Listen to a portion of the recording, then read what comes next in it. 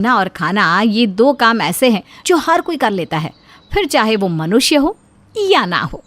लेकिन क्या हो जब यही दो काम किसी के घर की बहू का हो तो? अरे बहू, तुझे इतनी नींद कैसे आ जाती है? सारा दिन सारी रात तू कैसे सोती रहती है?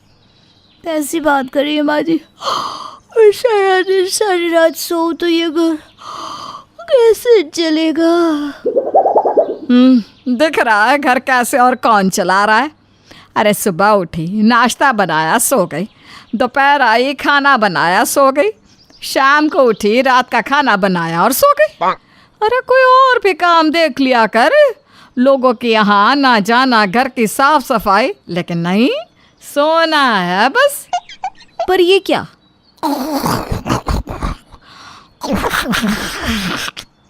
सास अभी बोल ही रही थी कि बहू की खराटी की आवाज़ गूंजने लगती है। लो, सो गई फिर से। ए बहू, बहू! लेकिन बहू कहाँ बेचारी कुछ सुन रही है। बहू सोफे पर ही सो जाती है कि आ जाती है पड़ोसन। अच्छा नहीं है बहू को इतना परेशान करना, और वो भी तो किसी की बेटी, किसी की बहन है, हैं? क्यों उठा रही हो बेचारी बच्ची को? सोने दो।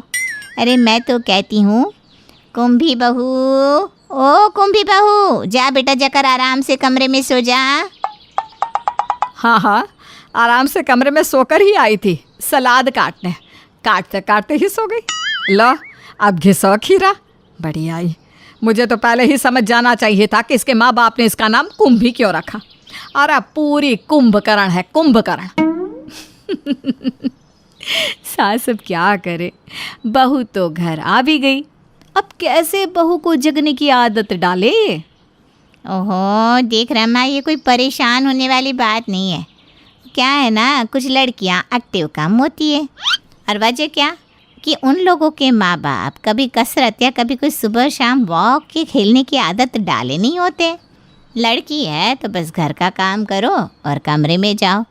घर में बंद तो लड़कियां ऐसी आलसी हो जाती है।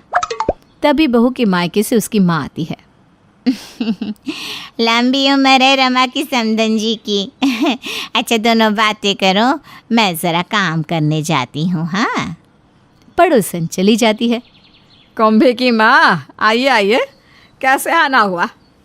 बहू, आ बहू, माँ आई है तुम्हारी। रहने दीजिए, सोने दीजिए, दिन के खाने के वक्त अपने आप उठ जाएगी। वैसे कैसी कट रही है सास बहू की? अरे बस कटी जा रही है। सही काटा है आप लोगों ने। क्या काटा है? अरे कुछ नहीं, बड़ी दूर से आई है, बताइए क्या खाएंगी? बहू तो सो रही है, वो 2 बजे ही उठेगी खाने के वक्त। नहीं नहीं, कुछ नहीं, बस नींद आ रही है, थोड़ा कमर सीधी कर लूँ, फिर आराम से बात करते हैं। कुंभी की माँ कुंभी के साथ जाकर सो जाती है। फिर ये क्या, घड़ी में ठीक 2 बजे माँ बेटी की नींद एक साथ खुलती है। कुंभी बगल में माँ को लेटा देखकर खुश हो जाती है। माँ, माँ तू कब आई? बेटा बस सोने के वक्त आई थी, तू सो रही थी तो मैं भी सो गई। खाना खाने का वक्त हो गया है ना, इसलिए उठ गई। हाँ माँ, खाना लगा देती हूँ सासू माँ को, और खाना खाना भी तो है, इसीलिए तो मैं उठी थी। चल खाना खाकर सोते हैं। हाँ, माँ बेटी खाना खाते हैं। सास सोचती है कि चलो अब दोनों माँ बेटी साथ में गप्पे लड़ाएगी, लेकिन ये क्या। बहन जी, खाना तो खा लिया, अब चले सोने। वो क्या है ना, शाम को उठना भी तो है। हैं? शाम को उठना भी है, मतलब कोई काम है? कैसी बात करती है माँ जी, कोई काम नहीं होगा तो क्या कोई सोता ही रहेगा? वैसे भी खाना खाने उठे थे, अब शाम की चाय में उठेंगे ना। चलो माँ, जल्दी सोते हैं ना। सास को गुस्सा आ जाता है। क्या ये सोना सोना लगा रखा है? सुबह नाश्ते के लिए उठना, दिन में खाने के लिए। अरे इतनी नींद आती कहाँ से है आप लोगों को? सास को जवाब कहाँ मिलता। माँ बेटी तो कमरे में जाकर सो गए थे। माँ भी वैसी जैसी बेटी। अरे बेटी को सिखाना चाहिए कि घर गृहस्थी संभालो। ये क्या सोना सोना लगा रखा है इन दोनों ने। पहले तो इसकी माँ को भेजूँ यहाँ से, फिर बहू से निपटूंगी। अब मैं दिखाती हूँ सास किसे कहते हैं। अगली सुबह जब बहू नाश्ता बनाने के लिए उठती है। माँ जी, सब्जी तो है नहीं फ्रिज में, क्या बनाना है? जा लेकर आ जा सब्जी, बाहर ही तो मिलती है नुक्कड़ में। ठीक है माँ जी। बहू जूते कसती है और निकल जाती है सब्जी लेने। मुंह में ठंडी ठंडी हवा लगती है, उसे अच्छा लगता है। अरे वाह, सुबह बाहर कितना प्यारा सा फील हो रहा है। चलो ये नहीं, आगे वाली सब्जी की दुकान से ताज़ी ताज़ी सब्जी लेकर आती हूँ। बहू सब्जी लेकर घर आती है तो उसे बहुत अच्छा लगता है।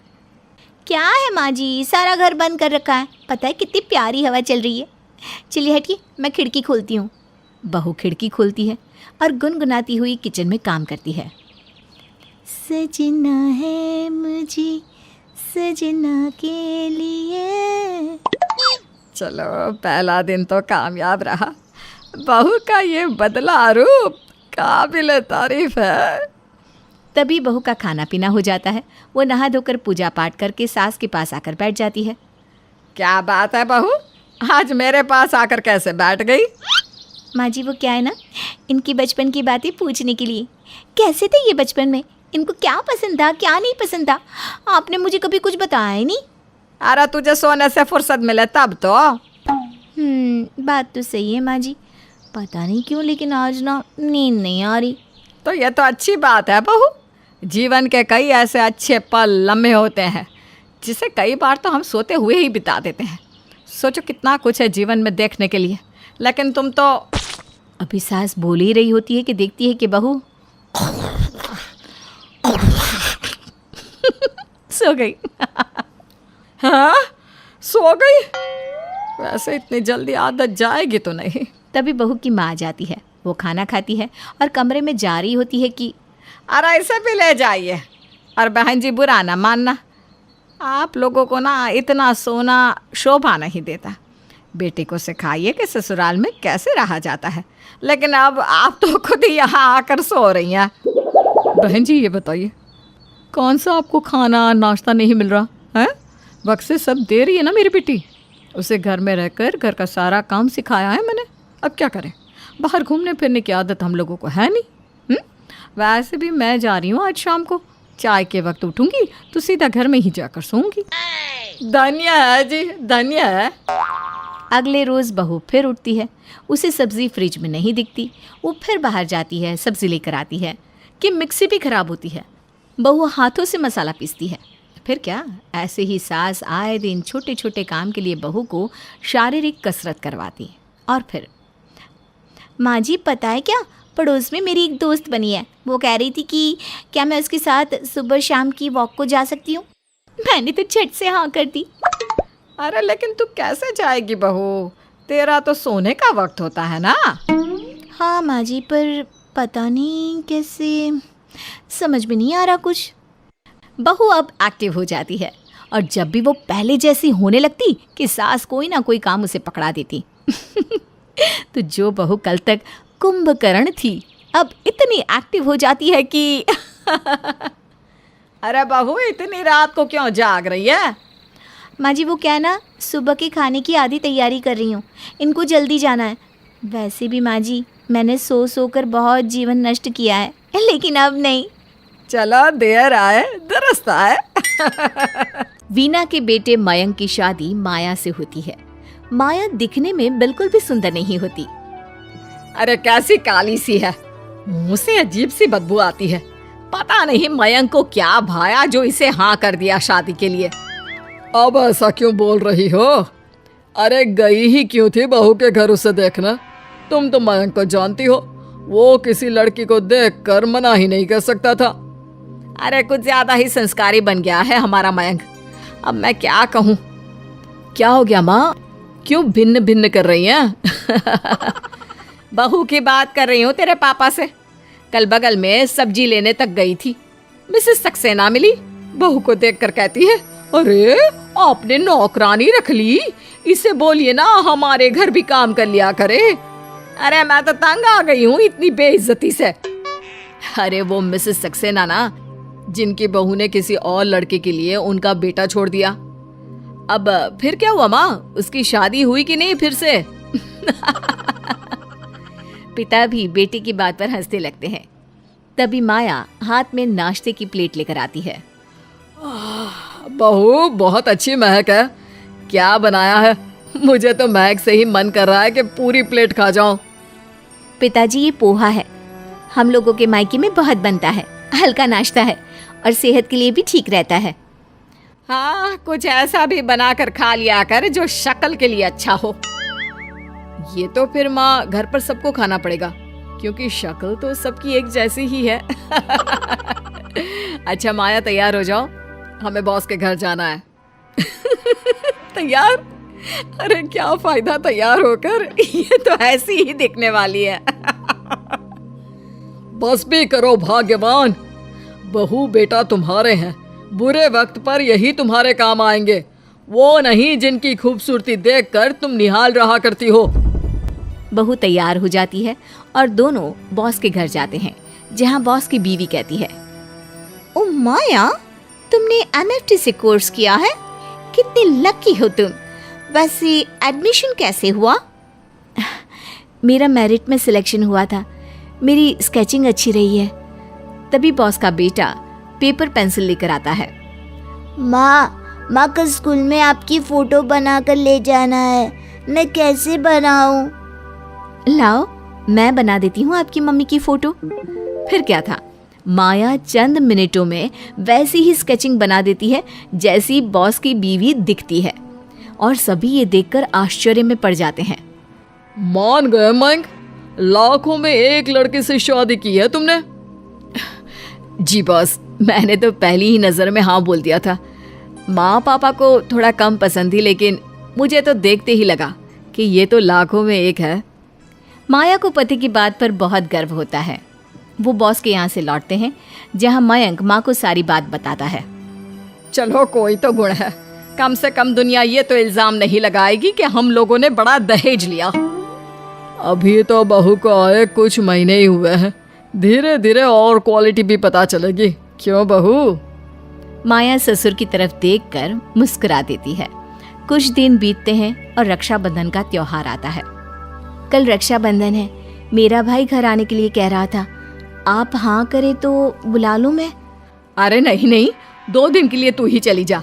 वो क्या है ना, मेरे भाई भाभी भतीजा भतीजी हर साल रक्षाबंधन में आते हैं, तू रहेगी तो उन लोगों को अच्छा भी नहीं लगेगा। पर माँ जी, हम लोगों के घर पहले रक्षाबंधन में भाई के आने का रिवाज है। मैं वादा करती हूँ, मैं आपके घर वालों के सामने नहीं आऊंगी। हाँ ठीक है, बुला ले तेरे भाई को।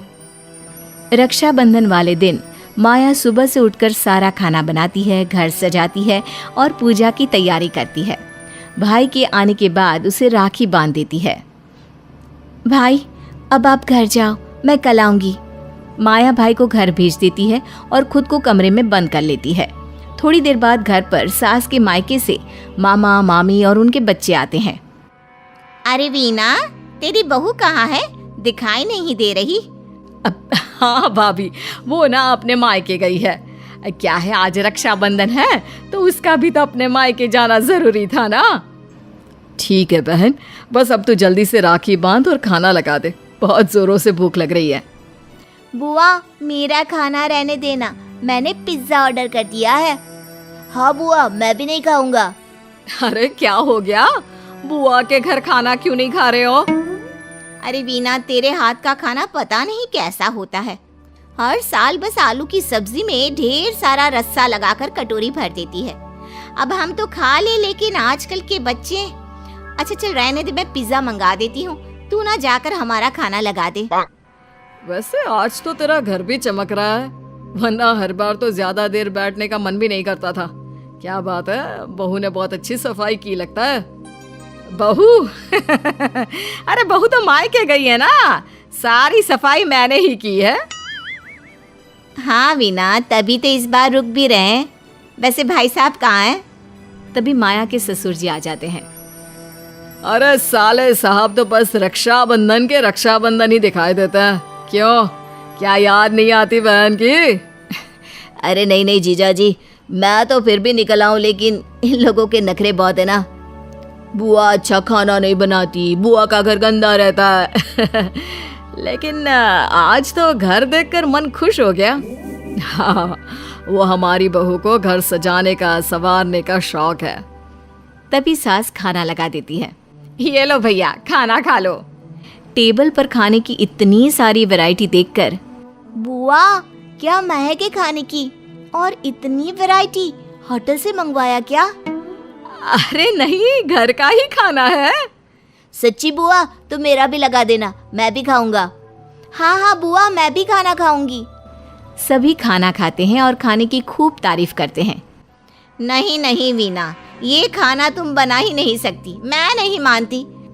तुम्हारे हाथ का खाना खाते 20 साल से भी ज्यादा वक्त हो चुका है। तभी बाहर से मयंक आता है। माँ, माया कहाँ है? उसको बोलो ना मेरा खाना भी लगा दे। अरे बेटा, तेरी बीवी तो मायके में है ना, तू तो जानता ही है। ये बोलकर माँ बेटे को आंख मारती है, जिसे भाभी देख लेती है। तो ये बात है वीना। कहाँ है माया बहू? बुलाओ उसको। माया बहू, बाहर आओ। मयंक समझ जाता है कि माँ ने उसे उसकी बदसूरत शक्ल के कारण छुपा रखा है। रुकिए मामी, मैं लेकर आता हूँ, वो कमरे में होगी। मैं भी चलती हूँ तेरे साथ। मयंक और मामी दरवाजा खोलते हैं कि सामने माया बैठी सिलाई कर रही होती है। अरे माया, मामी से मिलने का मन नहीं है क्या? माया मामी के पैर छूती है। चलो बाहर, सबके सामने, सबके साथ। माया सर नीचे करके खड़ी हो जाती है। नहीं नहीं, मैं ठीक हूँ। मामी जबरदस्ती माया को सबके सामने लाती है। अरे माया बहू, तू अंदर थी, फिर तेरी सास ने। मामा, वो मम्मी को माया की बदसूरत शक्ल से नफरत है। वो उसे किसी से नहीं मिलवाना चाहती, इसलिए आप लोगों का खाना बनवा कर और घर साफ करवा कर उसे कमरे में भेज दिया। मामा भड़क जाते हैं। पहली बार मुझे वीना का घर और घर का खाना पसंद आया। बहू ने इस घर को कम से कम लोगों के आने जाने के लायक तो बना दिया, वरना वीना ने तो। दीदी, आपसे ये उम्मीद नहीं थी। माया घर की बहू है, जैसे भी दिखने में क्यों ना हो, लेकिन गुण इसमें बहुत है। हम तो अब इस घर में तभी आएंगे जब माया बहू भी होगी। चलो जी। मैं समझ गई हूँ, मुझे माफ कर दो बहू। चलो सब साथ में खाना खाते हैं। मनोरमा का चेहरा और बदन बालों से भरा है, इसीलिए कोई भी लड़का उसकी ओर देखता तक नहीं है। जो भी लड़का उसे देखने आता वो उसे रिजेक्ट कर देता। एक रोज मनोरमा की सहेली संध्या उसके घर आती है। तभी सीता उससे कहती है, बेटा अब तू ही कुछ कर, नहीं तो ये कमारी ही रह जाएगी। आजकल तो क्या कुछ चला है जिससे बाल हट भी जाते हैं। हमारे जमाने की तरह थोड़ी ना है जहाँ किसी चीज की सुविधा ही नहीं थी। आज चिंता मत करिए आंटी, इस बार मैं मनोरमा की शादी करवा के ही अपनी ससुराल जाऊंगी। अरे बेटा, भगवान तेरा भला करे। संध्या मनोरमा के पास जाती है और उसे कहती है, मनोरमा, हम सब दोस्तों की शादी हो गई है, बस एक तू ही बची है। तू भी इस लगन में सलट जा। मुझ जैसी लड़की से कौन शादी करेगा, तू ही बता। तुम सब तो इतनी सुंदर सुंदर हो कि कोई भी देखकर ही मर मिटे। कहाँ मैं बालों की खान, लड़का देखते ही भाग जाता है। बाल तो हर किसी लड़की के होते हैं, इसमें कौन सी अलग बात है, लेकिन सब वैक्स करवाती हैं।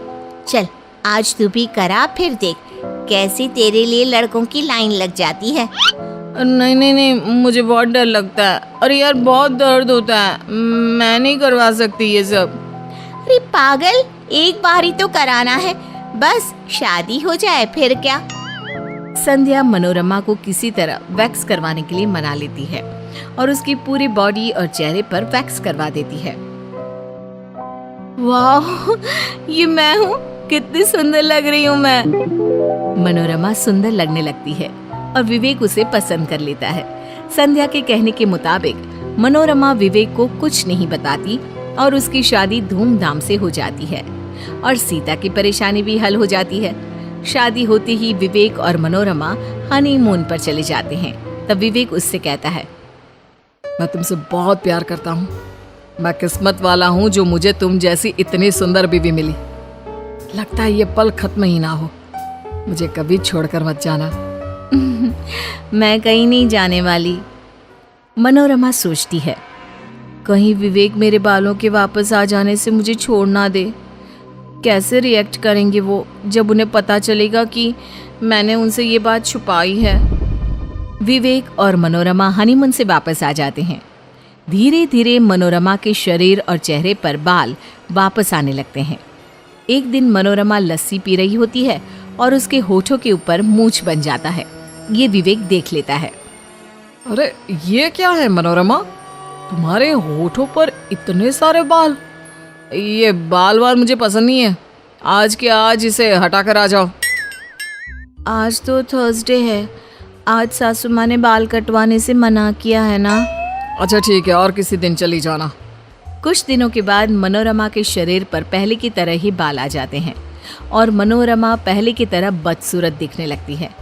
एक रात जब विवेक उसके बगल में लेटा होता है, तब मनोरमा के पैर उसके पैर से टच हो जाते हैं और वो चिल्लाता है, कॉकरोच कॉकरोच। अरे बाबा, मैं हूँ।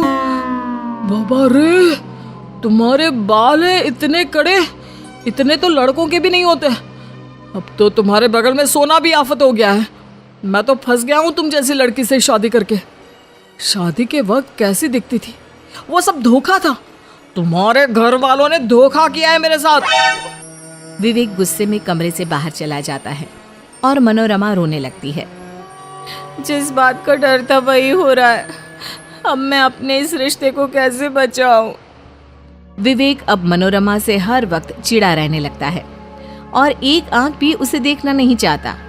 अगले दिन मीता अपनी बेटी के साथ उसके घर आती है। मनोरमा उसकी बच्ची को जैसे ही अपनी गोद में लेती है, वो चिल्लाने लगती है, मेरी फूल सी बेटी को तुम कांटे चुभाती रही। इतना भी समझ में नहीं आता कि इतनी छोटी बच्ची को गोद में नहीं लेना चाहिए जब इतने सारे बाल हो। धीरे धीरे मनोरमा के ससुराल वाले उससे दूरी बनाने लगते हैं। मनोरमा अकेली पड़ जाती है। एक रोज मनोरमा विवेक को रात का खाना देती है और तभी उसके खाने में बाल आ जाता है। हर जगह बाल ही बाल, दुखी हो गया हूं मैं तुमसे, छोड़ दो मुझे। जीना हराम हो गया है मेरा जब से तुम आई हो। मैंने इतनी मेहनत से बनाया है, कम से कम खा तो लीजिए। विवेक खाना खाए बिना उठ जाता है और भूखे पेट सो जाता है। मनोरमा के लिए एक एक दिन काटना भारी हो जाता है। कुछ दिनों के बाद विवेक के एक फ्रेंड की शादी होती है और मजबूरी में विवेक को मनोरमा को अपने साथ ले जाना पड़ता है। लेकिन जैसे ही विवेक पार्टी में पहुंचता है, उसके सारे फ्रेंड्स मनोरमा को देखकर उसका मजाक बनाने लगते हैं। ये बीवी है या भालू, कोई अंतर ही नहीं है। कैसे रहता यार तू ऐसी लड़की के साथ, मैं तो कभी ना रह पाऊं। ऐसी लड़की से शादी करने से अच्छा था कि तू कंवारा रह जाता। दोस्तों की बातें सुनकर विवेक का मूड ऑफ हो जाता है और वो चुपचाप पार्टी से चला जाता है और घर जाकर मनोरमा से कहता है, मुझे तलाक चाहिए तुमसे, तलाक। अब मेरा पीछा छोड़ दो, अब और बेइज्जती मुझसे सही नहीं जाएगी। कल तक तुम ये कहते थे कि मुझे छोड़कर मत जाना, आज खुद ही निकाल रहे हो। मैं तुम्हारे बिना नहीं रह सकती हूँ। मुझे उस वक्त ये सब कुछ नहीं पता था। अब मैं तुम्हारे साथ नहीं रह सकता, चली जाओ तुम अपने घर वापस। मनोरमा कुछ नहीं कह पाती और वापस अपने घर चली जाती है। कुछ दिनों में दोनों का तलाक हो जाता है और मनोरमा सीता से कहती है, माँ, तुम्हारे और संध्या की इस झूठ ने मेरी जिंदगी तबाह कर दी। अरे मुझे क्या पता था बेटा कि ऐसा कुछ हो जाएगा। मैंने तो ये सब तेरे भले के लिए किया था। उधर विवेक निशा को डेट करने लगता है और दोनों की शादी पक्की हो जाती है। धीरे धीरे विवेक को हर चीज में मनोरमा की याद आने लगती है। निशा को आजकल की चौचले पसंद है और वो विवेक की एक जरा फिक्र नहीं करती। विवेक और निशा के शादी का दिन आ जाता है। जैसे ही फेरे शुरू होते हैं, विवेक मनोरमा के ख्याल में खो जाता है। मैंने मनोरमा के साथ अच्छा नहीं किया। वो मेरे खाने पीने सबका कितना ख्याल रखती थी, लेकिन निशा को तो इन सब से कोई मतलब ही नहीं है। मनोरमा की जगह मैं निशा को कभी नहीं दे सकता। विवेक फेरे रोक देता है और मनोरमा के पास जाकर उससे माफी मांगता है। मुझे माफ कर दो मनोरमा, मुझे अपनी गलती का एहसास हो गया है। मैंने इस बाल के चक्कर में अपनी जिंदगी का सुख चैन सब गंवा दिया। मुझे तुम वापस चाहिए, इन बालों के साथ ही। सुबह का बुला शाम को घर आ जाए तो उसे भूला नहीं कहते जी। विवेक मनोरमा से फिर से शादी कर लेता है और दोनों सुखी जीवन बिताने लगते हैं।